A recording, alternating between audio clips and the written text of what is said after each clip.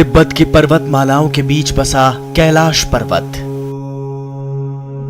हिंदू मान्यताओं के मुताबिक कैलाश मानसरोवर में ही भगवान शिव और पार्वती निवास करते हैं। बेहद दुर्गम ये पर्वत समुद्र तल से करीब 22,028 फीट की ऊंचाई पर मौजूद है। हर साल यहां पहुंचने के लिए कैलाश मानसरोवर यात्रा का इंतजार धार्मिक आस्था के लोगों के साथ साथ साहसिक यात्रियों को भी रहता है।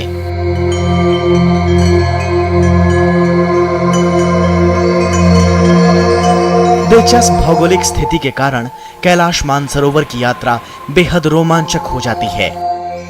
इस बार की यात्रा में राज्यसभा टीवी के हमारे सहयोगी प्रशांत कर्माकर भी शामिल हुए। प्रशांत कर्माकर ने अपने कैमरे की आंख से इस यात्रा के रोमांच को महसूस किया। कैलाश मानसरोवर जाने के लिए यूं तो कई रास्ते हैं, लेकिन भारत में उत्तराखंड के कुमाऊं से यात्रा की शुरुआत होती है। यात्रा के लिए हर साल भारत सरकार का विदेश मंत्रालय नागरिकों से आवेदन मांगता है। श्रद्धालुओं का लकी ड्रॉ निकाला जाता है और चुने हुए लोगों को यात्रा की अनुमति मिलती है। विदेश मंत्रालय के जरूरी दिशा निर्देश, कागजातों की जांच और डॉक्टरी जांच की प्रक्रिया में करीब 3 दिन का वक्त लग जाता है।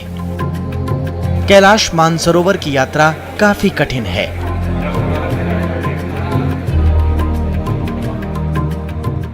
यात्रा पर जाने वाले हर यात्री का दिल्ली में मेडिकल चेकअप भी जरूरी होता है।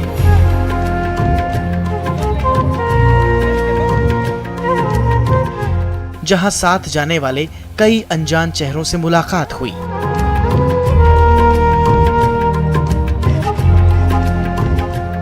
मानसरोवर यात्रा जो एक ऐसी यात्रा है जो कि आदमी अपने रिलीजियस फुलफिलमेंट के लिए करता है, लेकिन ये बहुत ऊंचाई पे जाना पड़ता है। 9,000 फुट से ज़्यादा अल्टीट्यूड पे अगर जाने की ज़रूरत होती है तो वहाँ पे जा कर के एक कॉम्प्लिकेशन या सीरियस इलनेस हो जाती है जिसका नाम होता है हाई अल्टीट्यूड सिकनेस। इसके अंदर लंग्स के अंदर फ्लूइड भर जाता है, हार्ट फेलियर हो सकता है, या ब्रेन के अंदर जो है ऑक्सीजन की कमी होने से एकदम से सिम्टम्स आ सकते हैं।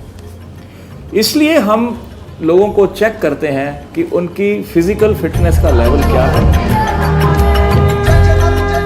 हम इस साल यात्रा पर जाने वाले पहले जत्थे में शामिल हैं। हमें शुभकामनाएं देने खुद विदेश मंत्री सुषमा स्वराज पहुंची।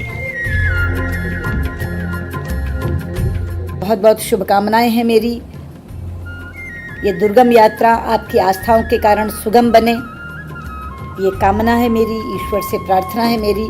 और आप भगवान के दर्शन करके लौटें, उस ओम पर्वत के फोटोग्राफ्स लेकर लौटें, और जो मानसरोवर का जल लेकर लौटें उसकी चंद बूंदें मुझे भी ज़रूर दें, क्योंकि गंगा जल से भी ज़्यादा पवित्र अपने यहाँ मानसरोवर का जल माना जाता है।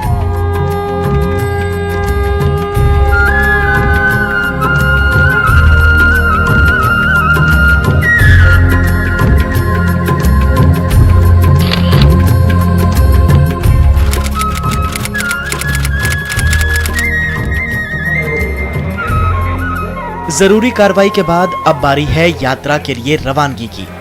करीब 865 किलोमीटर का ये सफर शुरू होता है दिल्ली के गुजराती सेवा सदन से।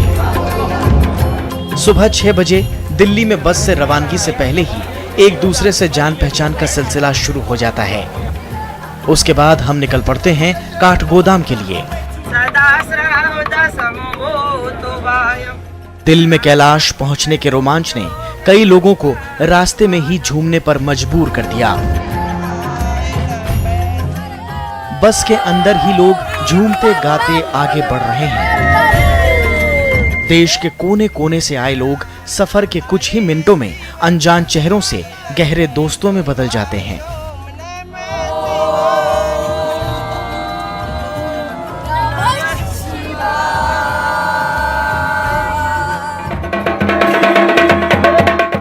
पहले दिन का पड़ाव है काठगोदाम। उत्तराखंड के कुमाऊं की तलहटी में बसे इस खूबसूरत शहर में हमारा कुमाऊनी परंपरा में स्वागत किया गया।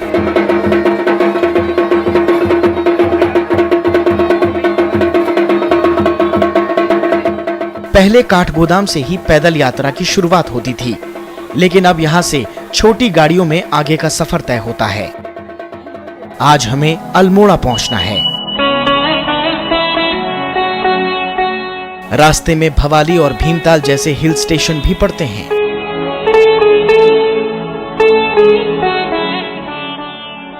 बीच बीच में जलते जंगल प्रकृति के दोहन की कहानी बयां करते हैं।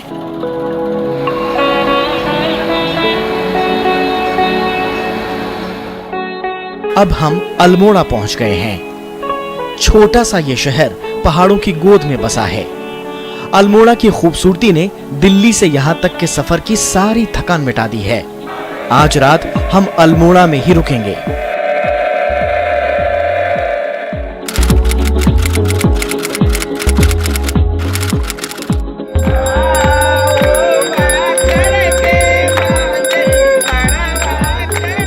अल्मोड़ा में रुकने के बाद अब बारी है धारचूला के लिए रवाना होने की। कई गाड़ियों में हमारा जत्था पहाड़ी रास्ते और कठिन मोड़ों से गुजरता हुआ आगे बढ़ रहा है। रास्ते में पड़ने वाले कई मठ मंदिरों के आगे आस्थावान शीश झुकाना नहीं भूलते।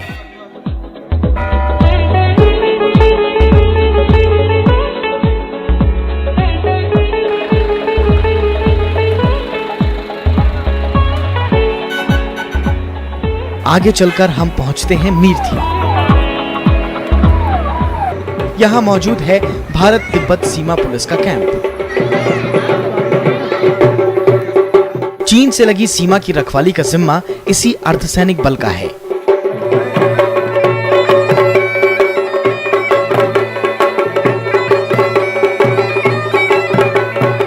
आईटीबीपी के अधिकारियों ने हमें यहां जरूरी जानकारी देने के लिए रोका।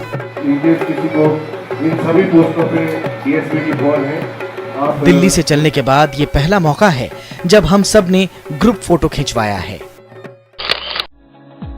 टीबीपी मेनली 4 काम करती है इस कैलाश मानसरोवर यात्रा के दौरान, जिसमें पहला है मेडिकल प्रोवाइड करना, दूसरा कम्युनिकेशन प्रोवाइड करना, तीसरा जो है सिक्योरिटी प्रोवाइड करना और चौथा जो है डिजास्टर मैनेजमेंट होने पर कार्रवाई करना।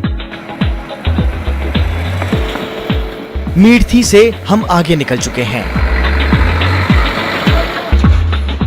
थका देने वाले इस सफर में अब शाम ढल चुकी है और हम धारचूला पहुंच चुके हैं। धारचूला नेपाल और तिब्बत की सीमा से सटा इलाका है। पास ही बहती है काली नदी। इस पर बना छोटा सा पुल दोनों देशों को जोड़ने का काम करता है। भारत और नेपाल के लिए ये बेहद अहम है। इसी के जरिए नेपाल से कई लोग रिश्तेदारों से मिलने, पढ़ाई और इलाज के लिए भारत आते हैं।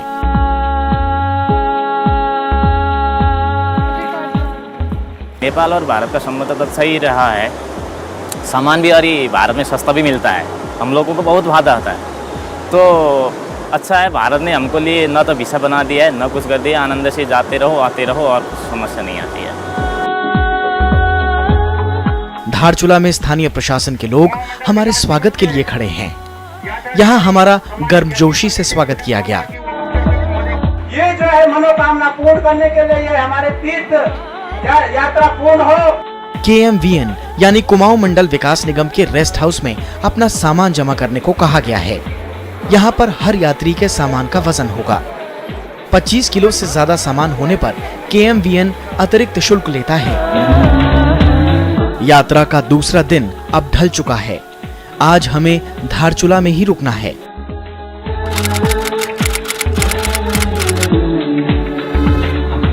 अगले दिन नए जोश के साथ हम धारचूला से आगे के सफर के लिए निकल पड़ते हैं। आज हमें सिरखा पहुंचना है।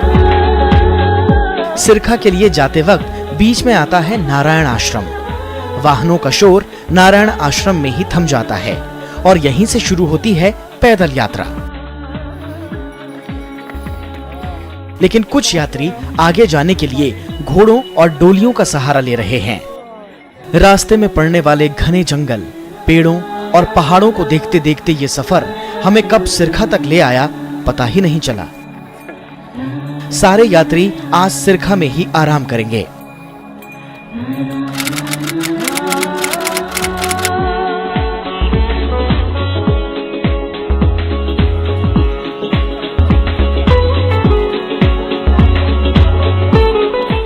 सिरखा में अगली सुबह पहाड़ों के बीच से निकलते सूरज ने सबका मन मोह लिया।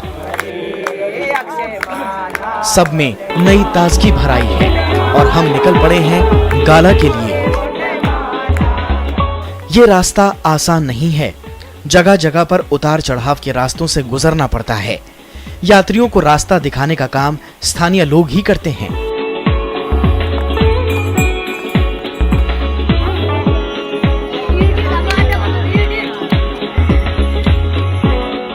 हमारे साथ चलने वाला पोर्टर भी अपने गांव पहुंचने पर अपने परिवार से मिलने आया है।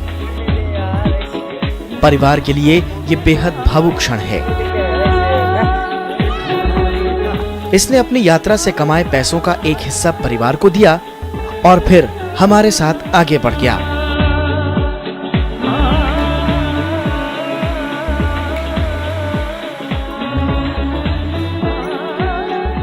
रास्ते में कई जगह बेहद मिलनसार स्थानीय लोगों से भी मुलाकात होती है। इन लोगों ने जगह जगह हम लोगों के लिए नाश्ते का इंतजाम कर रखा है। कैलाश यात्रा स्थानीय लोगों के लिए रोजी रोटी का जरिया होने के साथ ही सालों से इनकी संस्कृति का अहम हिस्सा और प्रतीक भी है।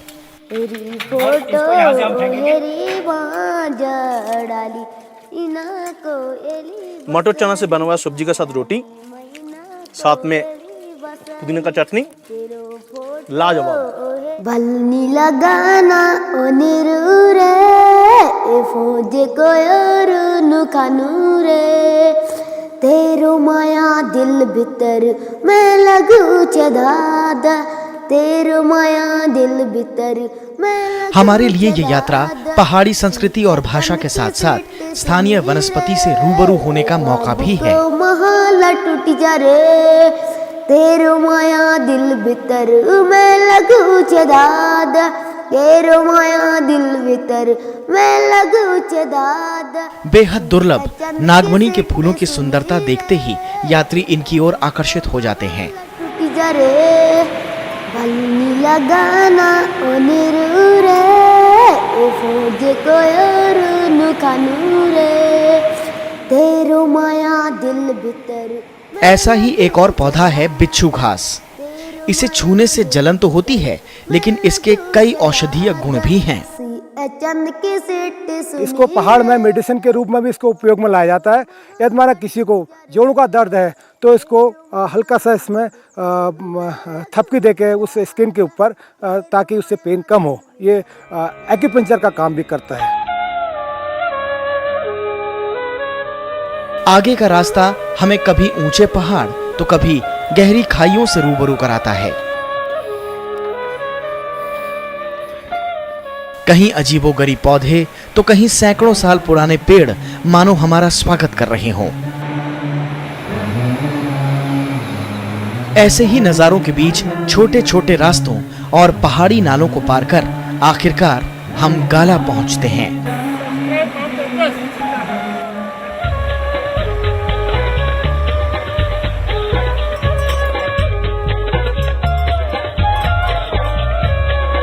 गाला में एक बार फिर सुरक्षा बलों ने हमारा स्वागत किया। आगे जाने के लिए जरूरी दिशा निर्देश भी समय समय पर जरूरी हैं। हाई एल्टीट्यूड में कान बंद होने लगते हैं, ठीक है। जिनके जूते थोड़े बड़े हैं तो डबल सॉक्स लगाइए और इनर सॉक्स बिल्कुल प्योर कॉटन का होना चाहिए। गाला आते आते यात्रियों के मन में बुनियादी सुविधाओं से जुड़े कुछ सवाल उठने लगते हैं। सही तरीका क्या है अपना और दूसरों का बचाव करने का? हर यात्री की देखभाल और सबको साथ लेकर चलने की जिम्मेदारी लाइजनिंग ऑफिसर की है। ठीक है, रोकने को किसी को बोलना है, ग्रुप को पूरा रुकने के लिए।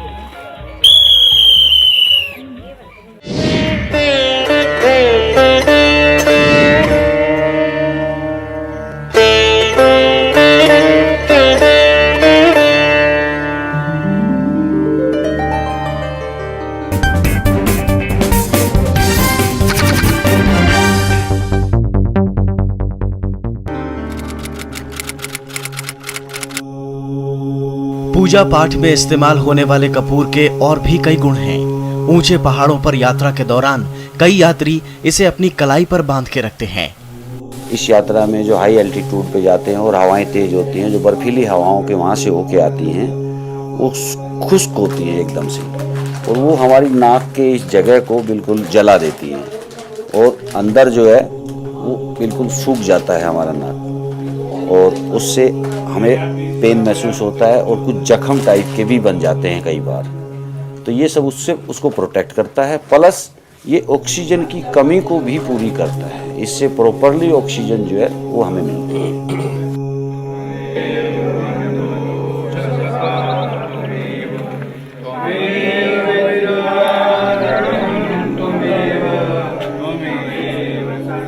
गाला में रात्रि विश्राम के बाद सुबह 5 बजे यात्रा अगले पड़ाव यानी बूधी के लिए शुरू होती है।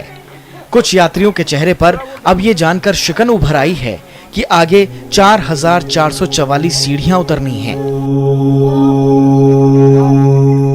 इस खतरनाक ढलान पर खच्चरों पर बैठकर उतरना और भी खतरनाक है।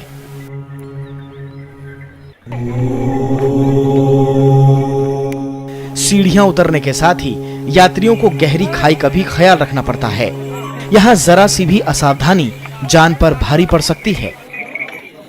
यात्री अब अपने साथियों और आईटीबीपी जवानों की मदद से धीरे धीरे सीढ़ियां उतर रहे हैं, लेकिन हम सब इस पड़ाव को आसानी से इस ख्याल के साथ पार कर गए कि ऐसे जोखिमों से भरी ये यात्रा हमारे जीवन का यादगार लम्हा बनने वाली है।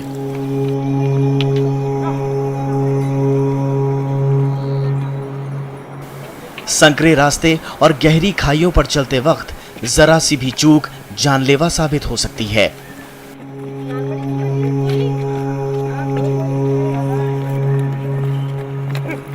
कच्चे रास्तों को दुरुस्त करने का काम पीडब्ल्यूडी के पास है। रास्ते जरा भी खराब हों तो ये कर्मचारी तुरंत काम पर लग जाते हैं।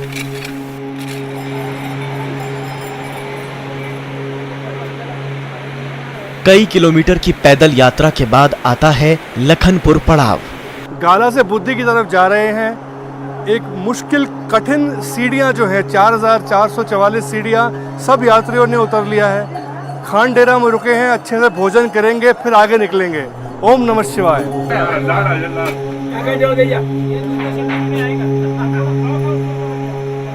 लखनपुर से आगे बढ़ने पर हमारा काफिला पहुंचता है मालपा गांव।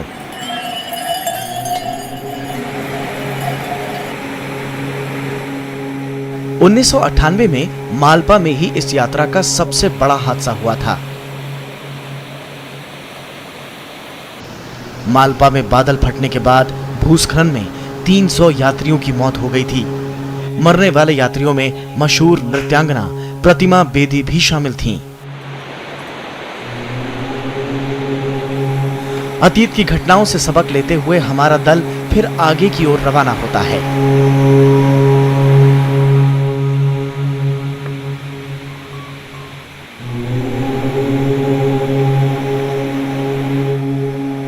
रास्ते में पड़ने वाले प्राकृतिक झरने थकाकर चूर कर देने वाली यात्रा को सुगम बना रहे हैं। इस पूरे रास्ते हमारे साथ एक और हमसफर है और वो है काली नदी। पहाड़ी घाटियों से गुजरती इस नदी में कई नालों और पहाड़ी गदेरों का पानी समाया हुआ है। प्राकृतिक नेमतों से सराबोर इन रास्तों पर पहाड़ी दरारों से गिरते प्राकृतिक झरने हमारी प्यास भी बुझा रहे हैं।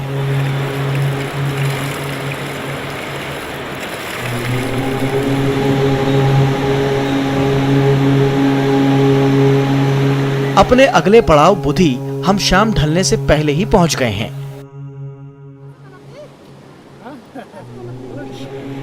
रात होने में काफी वक्त है, लिहाजा हमने कैंप से थोड़ी दूर बुधी गांव का जायजा लेने की ठानी। हम बीते दुर्गम रास्तों की पीड़ा को लगभग भूल ही गए। कैलाश मानसरोवर यात्रा करोड़ों वर्षों से भारत में युगों युगों से ऋषियों, मुनियों और शंकराचार्य द्वारा की गई है। पुराने जमाने में आदमी इसी रूट से मानसरोवर यात्रा जाते थे। देवों के देव महादेव कैलाश पर्वत पर ही रहते हैं पार्वती जी के साथ, और वहीं पे उनका निवास है और भारतीय आस्था और श्रद्धा का प्रतीक है। हर भारतीय के मन में होता है कि हम किसी भी तरह एक बार कैलाश पर्वत के दर्शन करें, परिक्रमा करें और मानसरोवर झील का स्नान करें। क्योंकि जहाँ से आदि शंकराचार्य गए हैं वो तो पूरी भूमि ही पवित्र हो जाती है, तो हम उसी रूट से जाने के लिए इसलिए प्रेरित हुए और गए। और भगवान भोलेनाथ ने बहुत ही अच्छी मतलब यात्रा करवाई, अच्छे दर्शन दिए और मौसम बढ़िया रहा। हमारी दोनों परिक्रमाएं एकदम शांति से हुई।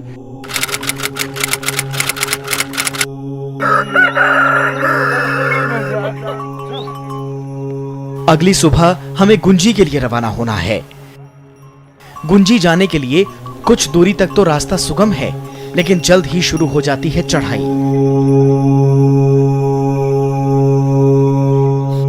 करीब 3 किलोमीटर की चढ़ाई के बाद छियालेक घाटी आती है। इस घाटी का नजारा वाकई मन को मोह लेने वाला है।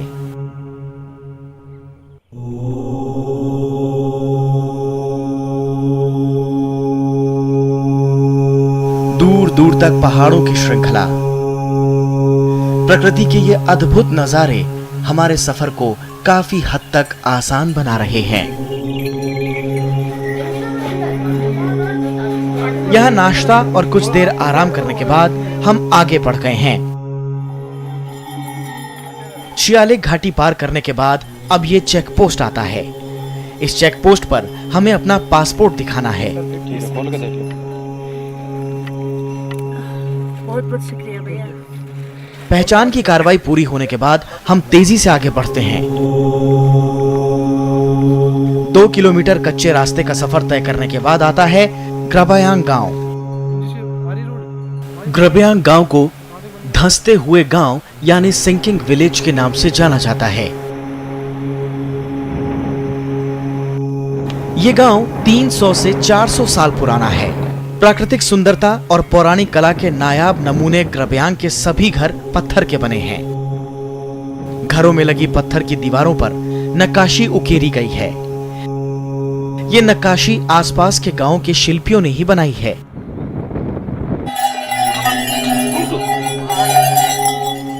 ये जानकर आश्चर्य होता है कि इतने खूबसूरत गांव में रहने वाला कोई नहीं। पूछने पर पता चलता है कि यह गांव लगातार धंस रहा है और कभी भी किसी बड़े हादसे का गवाह बन सकता है। किसी अनहोनी की आशंका से लोग अपने घरों को छोड़कर कहीं और जा बसे हैं। ये गांव 1962 में भारत चीन युद्ध से पहले व्यापार का एक अहम केंद्र भी था, लेकिन आज यहाँ के रास्ते सूने हैं। ग्राबयांग गांव की यादें लिए हम आगे बढ़ गए हैं। आगे एक और चेक पोस्ट है।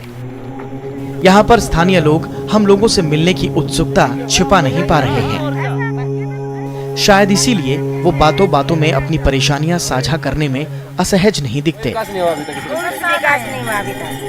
फिलहाल वक्त है आगे बढ़ने का। ग्राबयांग गांव से 7 किलोमीटर की दूरी तय करने के बाद शाम को हम पहुंच गए हैं गुंजी। गुंजी में हमें 2 दिन बिताने हैं। पहली रात हम लोग आराम करते हैं।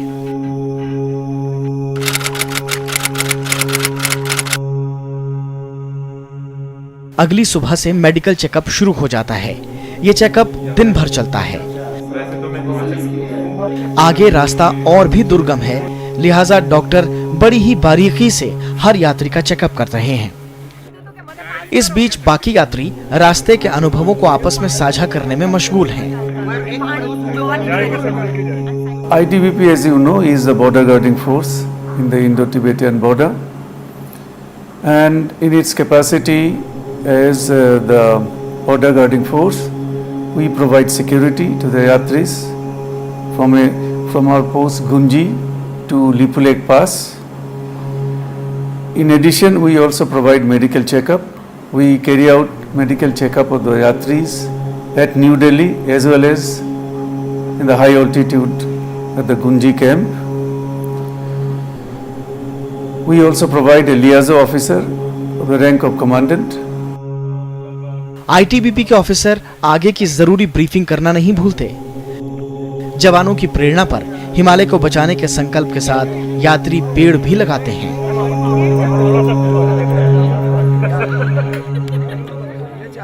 गुंजी में ही आईटीबीपी की महिला बटालियन की भी तैनाती है। अपने घरों से सैकड़ों मील दूर तैनात ये जाबाज महिलाएं यात्रा के दौरान श्रद्धालुओं की सुरक्षा की जिम्मेदारी बखूबी संभालती हैं। हम लोगों ने सारे एडवेंचर कोर्स कर चुके हैं, जैसे rock climbing, mountaineering, ski, commando course, यह सारे हमें कराए जाते हैं क्योंकि हमारी परिस्थिति के अनुसार किसी भी समय कुछ भी हो सकता है हमारे साथ, इसीलिए यह कोर्स हमें कराया जाता है और देश की सुरक्षा के लिए, और हम लोग आपके साथ हैं। डॉक्टरी जांच के बाद समय निकालकर हमने गुंजी गांव में कुछ वक्त गुजारा।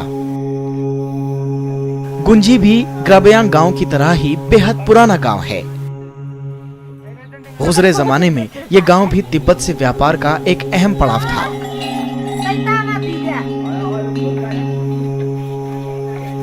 अतिथि सत्कार पहाड़ी लोगों की संस्कृति का अहम हिस्सा है। हमें देखते ही गांव के लोग बड़ी ही आत्मीयता से अपने घर बुलाकर हमें चाय नाश्ता कराते हैं। इन्होंने हमें बताया कि यात्रियों की सेवा करना इनकी आदत सी बन गई है।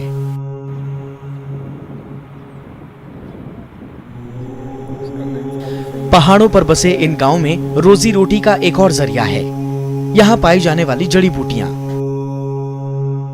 दूर होने के कारण ये क्षेत्र प्राकृतिक जड़ी बूटियों से आबाद इलाका है। गांव वालों को जड़ी बूटियों की खासी जानकारी है, लेकिन सरकार और प्रशासन से कुछ शिकायतें भी। आज के समय के हिसाब से बहुत ज़्यादा पिछड़ा हुआ है। मैं चाहता हूं कि इस गांव का कुछ विकास हो, यहाँ पे स्कूल खुले, सरकार ध्यान दे। सरकार बहुत सारी योजनाएं लाती है, लेकिन हमारे गांव तक पहुँचती नहीं। यहाँ सरकार की ओर से घरों में सौर ऊर्जा की व्यवस्था की गई है। जगह जगह सड़कें दुरुस्त करने का काम भी चल रहा है, इस उम्मीद में कि समय के साथ इन लोगों के जीवन स्तर में सुधार आएगा। हम अपने शिविर लौट आए।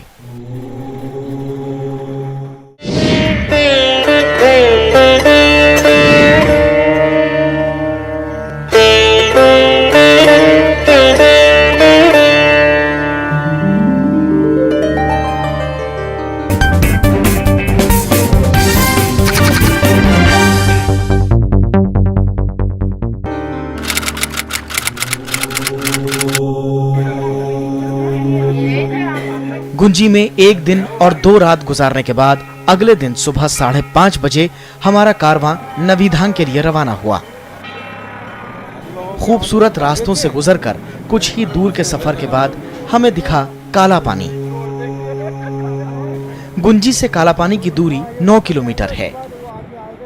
यात्रा में बुरी तरह से थके हुए और बुजुर्ग यात्रियों के लिए आईटीबीपी ने यहाँ 2 छोटे मिलिट्री ट्रकों की व्यवस्था की है। काला पानी ही काली नदी का उद्गम स्थल है। यहीं से वेदव्यास गुफा भी दिखाई पड़ती है। पौराणिक काल में ग्रंथों को लिखे जाने में इस्तेमाल भोजपत्र के जंगल का नजारा भी काला पानी से दिखाई देता है।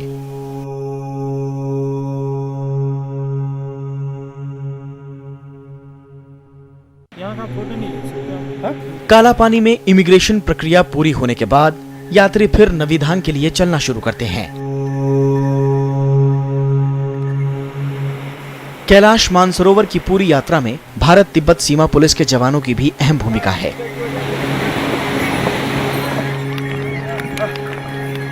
हर पड़ाव पर ये जाबाज यात्रियों की कड़ी निगरानी तो रखते ही हैं, साथ में उनकी सेवा भी करते हैं।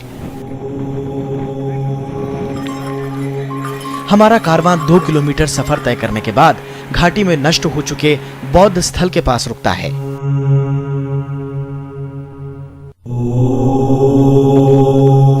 यहीं से सामने शेषनाग दिखाई देता है।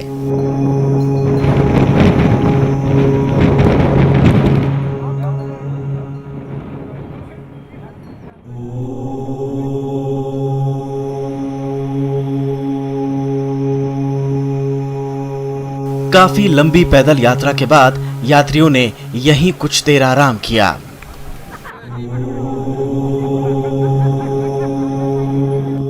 आगे चलने पर ओम पर्वत के दर्शन होते हैं, जिसकी सुंदरता देखते ही बनती है।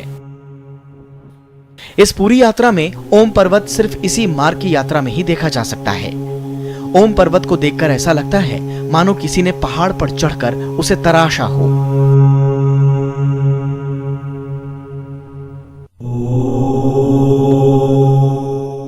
दोपहर बाद नवीधांग पहुंचा जाता है। इस यात्रा में KMVN का सहयोग भुलाया नहीं जा सकता। मुश्किल जगहों पर रहने का शानदार प्रबंध हमारी सोच से परे था। वाकई ITBP के सहयोग के बिना ये यात्रा संभव नहीं है। आज हमें नवीधांग में रात गुजारनी है, लेकिन तड़के उठकर आगे का सफर तय करना है। આપણું શરીર આટલી ઉંમર થઈ તો એ શરીર આપણું મજબૂત છે અને મન એવું મક્કમ હતું કે તો જઈએ અને કોઈ કષ્ટ પડશે ને તો આપણે વેઠવાની શક્તિ હતી, એટલે આ રીતે આપણે તૈયારી કરેલી। એટલે મનની અંદર એવું મક્કમ હતું ને કે ગમે એવું દુઃખ પડશે ને તો એ આપણે જાત્રા કરવાની છે, એટલે કોઈ દુઃખથી ડરવાનું નહીં। ગમે એવું કષ્ટ પડે તકલીફ પડે તો આપણે નભાઈ લઈશું। आपसे निवेदन है कि ये स्थिति यहाँ हो, वो उसका पॉजिटिव हम चाहते हैं। हमारा सबका एक मकसद है, आपकी यात्रा मंगलमय हो। रात के करीब 2 बजे हैं। नवीधांग से हमें इसी वक्त लिपू लेक के लिए यात्रा शुरू करनी है। हम अब फर्स्ट बैच को लेकर जा रहे हैं। जैसे जैसे हम आगे बढ़ रहे हैं, तापमान में गिरावट महसूस हो रही है।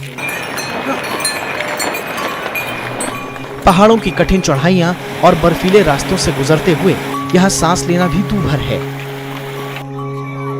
यात्रा में समय की खास अहमियत होती है। भारत और चीन के समय में लगभग 2.5 घंटे का अंतर है। लिहाजा भारतीय समय के मुताबिक सुबह 7 बजे तक हमें लिपुलेख सीमा पहुंचना है।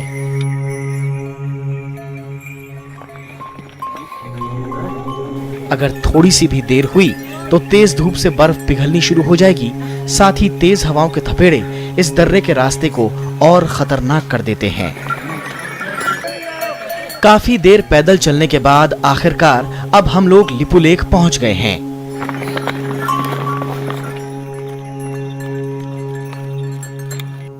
Here we pass through the various heights of Himalayas and come through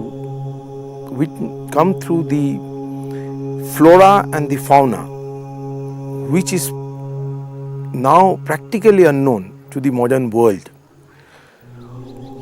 We have come across various flowers which we haven't seen before. अब हम चीन के अधिकारियों के हवाले कर दिए गए हैं।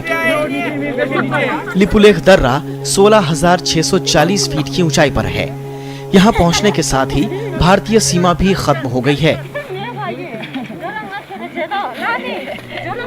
लिपुलेख में ही सबसे पहले हमारे पासपोर्ट की जांच हुई।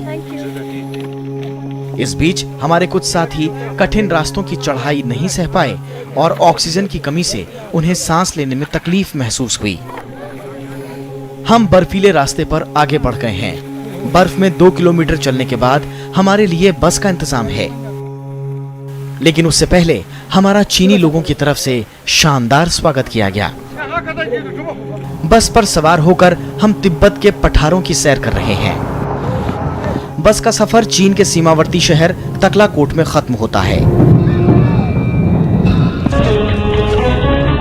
आगे बढ़ने पर हम लोग बुरांग नाम के कस्बे में पहुंच गए हैं। ये शहर भारत और चीन के बीच व्यापार का एक अहम केंद्र है। आज की रात हम लोग बुरांग में ही गुजारेंगे।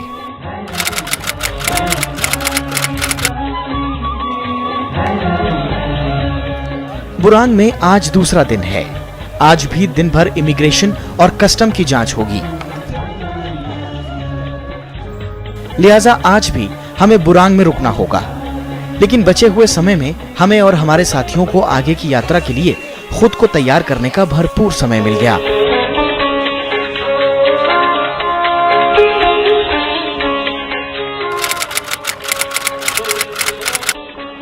बुरांग में रात गुजारने के बाद सुबह सुबह तकलाकोट से 140 किलोमीटर दूर दार्जिलिंग के लिए यात्रा शुरू होती है। यहीं से कैलाश पर्वत का कुछ हिस्सा नजर आना शुरू हो जाता है। रास्ते में ही अष्टपद भी दिखाई दे रहा है। करीब 1000 साल पुराना दार्जिलिंग पहले एक गांव था। धीरे धीरे ये शहर में तब्दील हो गया। मौजूदा समय में दार्जिलिंग व्यापार का बड़ा केंद्र बन गया है। यहाँ तिब्बत के दूर दराज गांव के लोग व्यापार के लिए आते हैं। इसी बाजार में भारतीय सामान और संस्कृति की झलक भी दिखाई पड़ती है।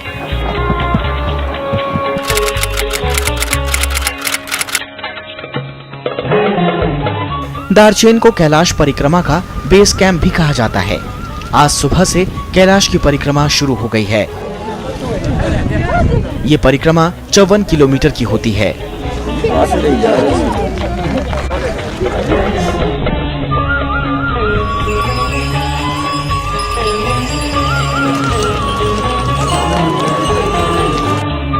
रास्ते में पहले आता है यमद्वार।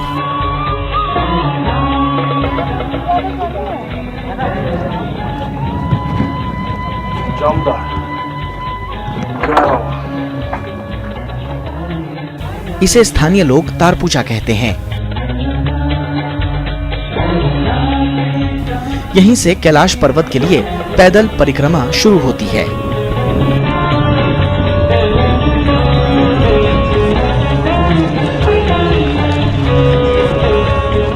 रास्ते में 2 बौद्ध मठ मिलते हैं, जिनमें से एक है देराफूक और दूसरा है जोंगजुईफू। तिब्बती लामा गुइसम्पा ने 700 साल पहले इस मठ की स्थापना की थी।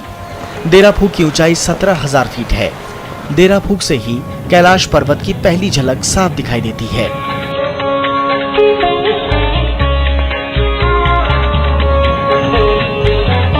आस्थावान लोगों ने यहीं से कैलाश की पूजा अर्चना भी शुरू कर दी है।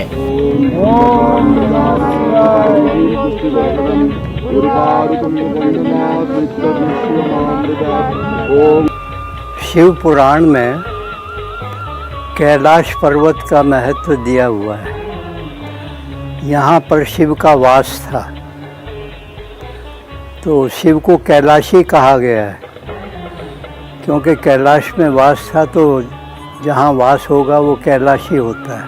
कैलाश जाने वालों को कैलाशी बोला है कि अपने नाम के आगे कैलाशी लिखा करो, तो पता चलेगा कि आप कैलाश होके आए हुए हैं। हम लोग भी मानते हैं, एक तरह से शिव को अवलोकितेश्वर के रूप में मानते हैं। अवलोकितेश्वर जो कंपैशनेट बुद्धा होता है, अवलोकितेश्वर के स्वरूप उनको मानता है। जैन समुदाय के लिए, जैन धर्मावलंबी के लिए कैलाश पर्वत इसलिए महान, पूज्य और आदरणीय है क्योंकि वहाँ से उनके पहले तीर्थंकर, जिनकी वो आराधना करते हैं, वंदना करते हैं, पूजा करते हैं, अपना आराध्य मानते हैं, अपना इष्ट मानते हैं, और जिनके बारे में कहा जाता है कि वहाँ से तीर्थंकरों की परंपरा में शुरू हुई, उन्होंने कैलाश पर्वत से मोक्ष प्राप्त किया।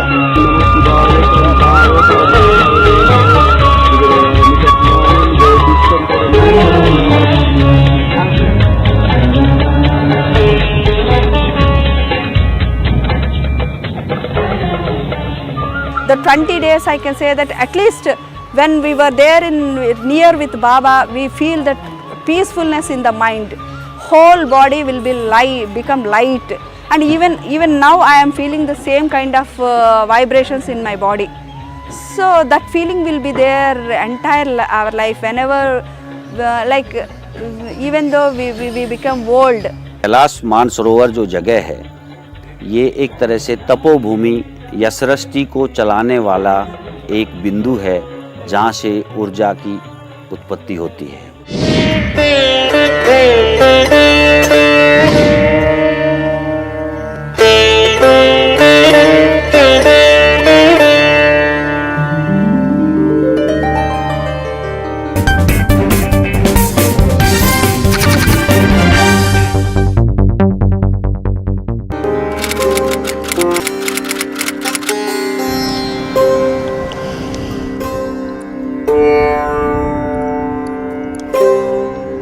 देराफूक में रात बिताने के बाद अगले दिन जोंगजुईफू के लिए फिर पैदल यात्रा शुरू होती है।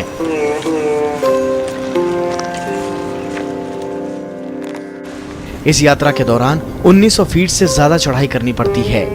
इसी दौरान हमें सबसे खतरनाक डोलमा दर्रे से भी गुजरना पड़ता है।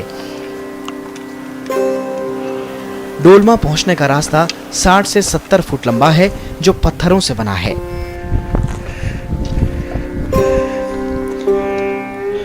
हमारे कई साथियों ने इस रास्ते पर घोड़ों और खच्चरों से उतरकर पैदल चलना ही मुनासिब समझा।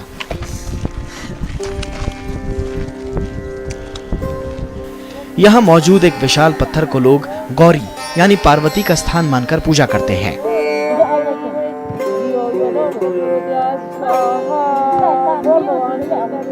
स्थानीय अल्पसंख्यक बोनपा इस जगह को बड़ा महत्व देते हैं।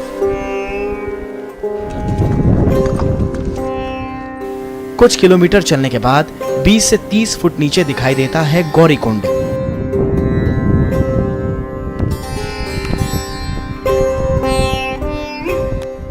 गौरी कुंड से गुजरने के बाद करीब 29 किलोमीटर चलने पर आता है जोंगजुईपू। जोंगजुईपू में बेहद प्राचीन मठ मौजूद हैं। इन मठों को देखते ही मन को शांति मिलती है। कहा जाता है कि बौद्ध भिक्षु मिलरेपा ने इन मठों की स्थापना की थी।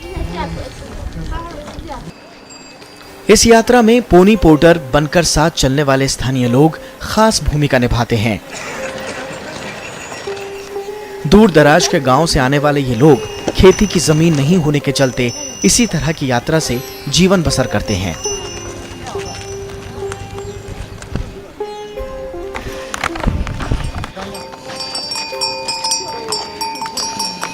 जोंगजुईपू से परिक्रमा करने के बाद हम वापस दार्चेन आ गए हैं।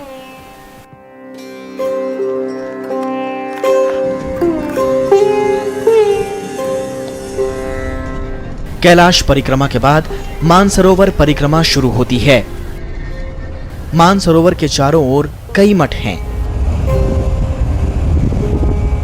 उसमें सेरलांग और गुस्टक मठ मशहूर हैं।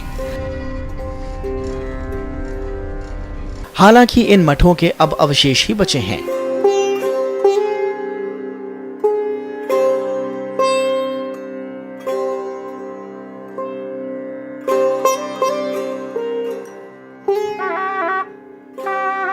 इन्हीं मठों के बीच एक है कुगू मठ।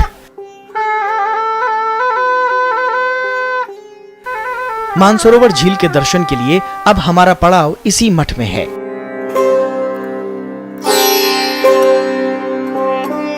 ये मठ बौद्ध धर्म की संस्कृति और चित्रकला का अनोखा नमूना है।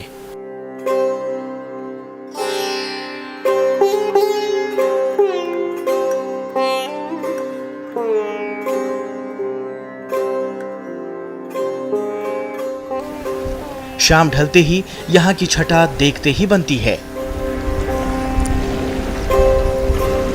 When we came to Manas, the water should be colorless, and water was indeed colorless when we had picked it up in our hand, but it appeared to be various stages of blue. It is because of the reflection of the blue, entirely blue sky, the azure blue, which is because of the no pollution there, which we cannot see in the plains. हम लोग आज की रात यहीं विश्राम करेंगे।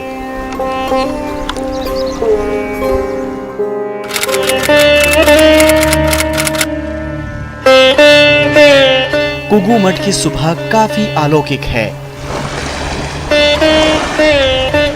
यहाँ से सुबह सभी यात्री मानसरोवर झील में उतर रहे हैं। मानसरोवर के दर्शन करते ही यात्रियों की सारी थकान दूर हो जाती है।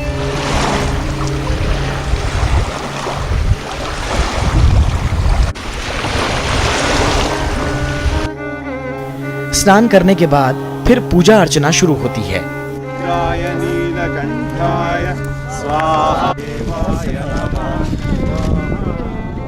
दिन भर यहाँ के प्राकृतिक सौंदर्य के दर्शन के बाद हम में से कुछ लोग मानसरोवर के किनारे ही रात बिताने वाले हैं। मानसरोवर में पूरी रात बिताना वाकई जीवन में एक बार मिलने वाला अनुभव है।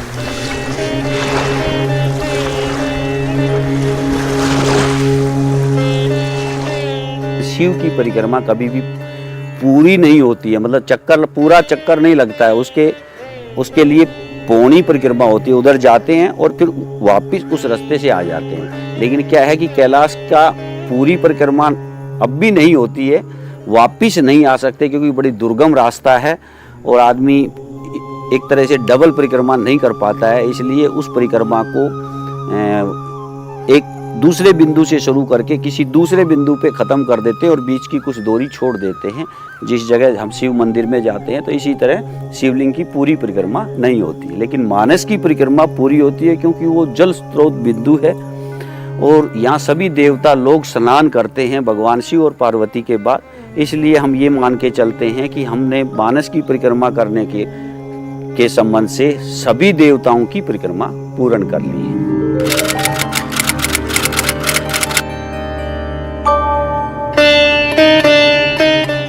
अगले दिन फिर यात्रा शुरू होती है।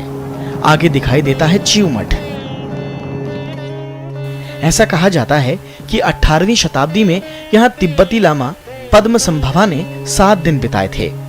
उन्होंने तिब्बत में बौद्ध धर्म के प्रचार प्रसार में महत्वपूर्ण भूमिका निभाई। इसी मठ से दिखाई देती है सियूचू नदी। यही नदी मानसरोवर और राक्षस ताल को जोड़ती है। माना जाता है कि राक्षस ताल के किनारे ही रावण ने भगवान शिव की कठिन तपस्या की थी। स्थानीय लोग मानते हैं कि राक्षस ताल का पानी कभी नहीं पीना चाहिए। राक्षस ताल में ही मानसरोवर परिक्रमा खत्म होती है। कैलाश तक पहुंचने के अद्भुत और अलौकिक अनुभवों को मन में संजोए अब हमें लौटना है। वापस लौटने का रास्ता वही है जो यहां तक पहुंचने का था। वापसी में हर यात्री के जहन में कैलाश की यादें हैं।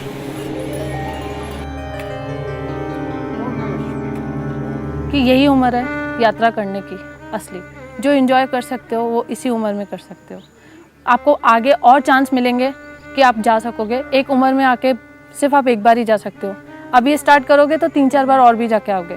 जो 5 पर्वत है ना, उनको भी आप देख सकते हो। अगर आपने फुल कैलाश किया है, फिर आपको इच्छा होगी आधी कैलाश की, फिर आपको दूसरी की भी होगी, ऐसे आपको इच्छा होगी। जैसे अब मैं होके तो मुझे अब दूसरे पर्वत की कैलाश की इच्छा होने लग गई कि मैं उसके भी दर्शन करके आऊँ। अगर मैं ये नहीं देखती तो मुझे पता नहीं चलता कि 5 पर्वत और हैं। Doing parikrama of Kailash is our great dream, and I wanted to do the parikrama walking all round, which I was able to achieve. God's grace.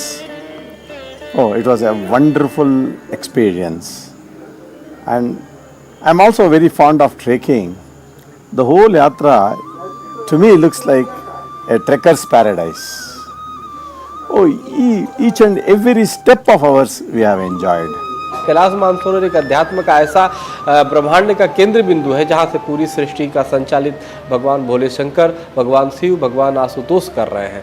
तो निश्चित रूप से हम सबकी गौरव की बात है कि हम अंतर्राष्ट्रीय ब्रह्मांड का जो मुख्य केंद्र है, अध्यात्म का केंद्र है, उस पवित्र मानसरोवर में जाने का हमें सुअवसर प्राप्त हुआ है। ऐसी यादें जो जिंदगी के हर पड़ाव पर साथ रहेंगी। सच माने तो ये प्रकृति ही यहाँ के देवी देवता हैं। शायद इसीलिए इस अनुभव को शब्दों में बयां करना मुमकिन नहीं।